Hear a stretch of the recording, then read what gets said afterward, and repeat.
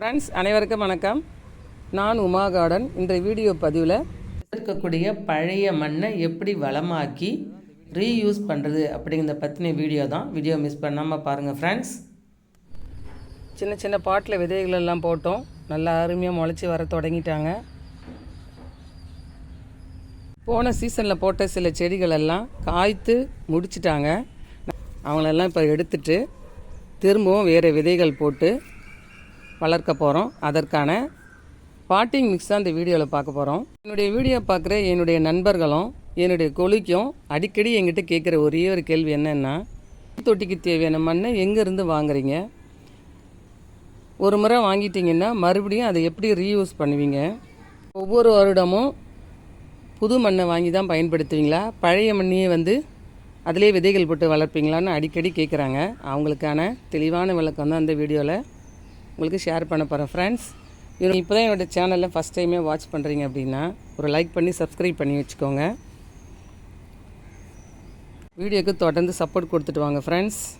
என்னுடைய கார்டனில் மேக்ஸிமம் அடிப்படை காய்கறிகள் தான் நான் வளர்த்து வருவேன். என்னுடைய வீட்டுக்கு தேவையான காய்கறியில் ஒவ்வொரு காய்கறியும் 3 அல்லது 4 தொட்டியில் போடுவேன். 40 to 50% காய்கறிகள் என்னுடைய கார்டன்லேருந்தே நான் எடுத்துப்பேன். அந்த கான்செப்டில் தான் என்னுடைய டெரஸ் கார்டனில் செடிகள் வளர்த்து வர்றேன். இப்போ நீங்கள் பார்க்குறது எல்லாமே ஆடிப்பட்ட சீசனுக்கு போட்ட காய்கறி செடிகள். ஒரு சில செடிகளில் காய்த்து முடிச்சிட்டாங்க. இப்போ அந்த செடிகளை நம்ம எடுத்துட்டு மண்ணை வளமாக்கி இப்போ அந்த தொட்டியில் வேறொரு விதைகள் போட்டு வளர்க்க போகிறோம். எந்த ஒரு செடி வளரணுன்னா முதல்ல மண் கலவையை தரமானதாக கொடுத்தா போதும். நம்ம போட்ட விதைகளும் முளைக்கும், செடிகளும் சூப்பராக வளர்ந்து நமக்கு நம்ம எதிர்பார்க்குற பலனையும் கொடுப்பாங்க. ஃப்ரெண்ட்ஸ், இந்த தொட்டியில் இருந்த மண்ணை தரையில் கொட்டியிருக்கேன். ரொம்ப கெட்டித்தன்மையாகவும் ரொம்ப ஈரத்தன்மையாகவும் இருக்குது அப்படின்னா ஒரு 2 மணி நேரம் உலர்த்தி எடுத்துகிட்டு மறுபடியும் வளமாக்கி திரும்பவும் அந்த தொட்டியில் போட போகிறோம். இந்த தொட்டியில் போடும்பொழுது இந்த தொட்டியை நல்லா வாஷ் பண்ணி எடுத்துடணும். ஏற்கனவே பாருங்கள், என்னுடைய தொட்டியில் ட்ரைன் ஹோல்ஸில் எந்த மண்ணும் எந்த அடைப்பும் இல்லை. நான் இந்த தேங்காய் ஓடெல்லாம் போட்டு ட்ரைன் ஹோல்ஸை கவர் பண்ணியிருந்தேன். அப்படியே இருக்குது பாருங்கள். நம்ம பழைய மண்ணை இப்போ வளமாக்க போகிறோம் அப்படின்னா இந்த மண்ணை நல்ல சூடான தரையில் போடக்கூடாது. மண்புழுக்களும் இறந்துடும். ஒன்று காலை நேரம் அப்படி இல்லைன்னா மாலை நேரத்தில் நம்ம மண்ணை மிக்ஸ் பண்ணி போட்டோம் அப்படின்னா நுண்ணுயிர்களுக்கு பாதிப்பு ஏற்படாது. மண்ணை இப்போ தரையில் கொட்டி ஒரு 2 மணி நேரம் ஆயிடுச்சு. கட்டி இல்லாமல் உதிரி ஆகிட்டோம். இந்த தொட்டியையும் நல்லா வாஷ் பண்ணி எடுத்தாச்சு. இந்த ட்ரைன் ஹோல்ஸை அடைக்கிறதுக்கு இங்கே தேங்காய் ஓடும் ரெடி பண்ணி வச்சுட்டேன். புதுசாக நம்ம மண் கழுவி கொடுக்க போகிறோம் அப்படின்னா தேங்காய் நார் கழுவி ஒரு பங்கு சேர்ப்போம். இப்போ ஏற்கனவே உள்ள மண்ணை தான் நம்ம வளமாக்க போகிறோம். அதனால் தேங்காய் நார் கழிவுக்கு பதிலாக மணல் அப்படி இல்லைன்னா எம்சாண்ட் எடுத்துக்கலாம். இந்த மணல் மண்ணை இறுக விடாமல் பார்த்துக்கும். செடி தொட்டியில் தண்ணி தேங்காமல் பார்த்துக்கும். ரூட் சிஸ்டத்துக்கு ரொம்ப உதவி செய்யக்கூடியது. அந்த மணல் இப்போ நம்ம சேர்த்துக்க போகிறோம். அது 1 கிலோ அளவு, இந்த ஒரு தொட்டிக்கு 1 கிலோ அளவு மாட்டுச்சாண எரு எடுத்திருக்கேன்.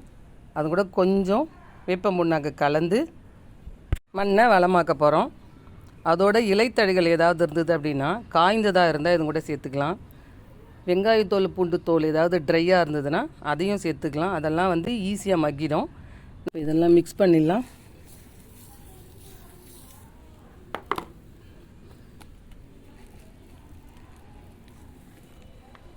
மண்ணை நல்லா மிக்ஸ் பண்ணிட்டோம். இப்போ தொட்டியில் போட்டுக்கலாம்.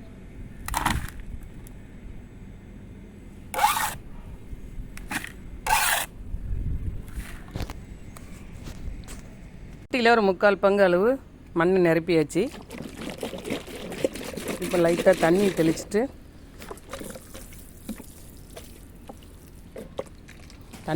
இது போல் கவர் பண்ணி வச்சிடணும்.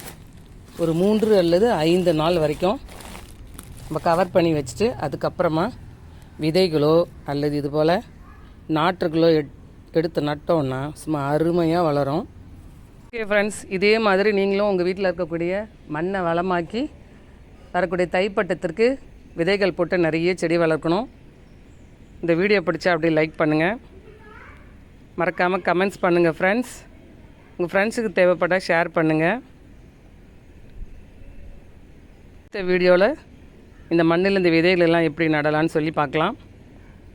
Happy gardening. தேங்க்ஸ் ஃபார் வாட்சிங் ஃப்ரெண்ட்ஸ்.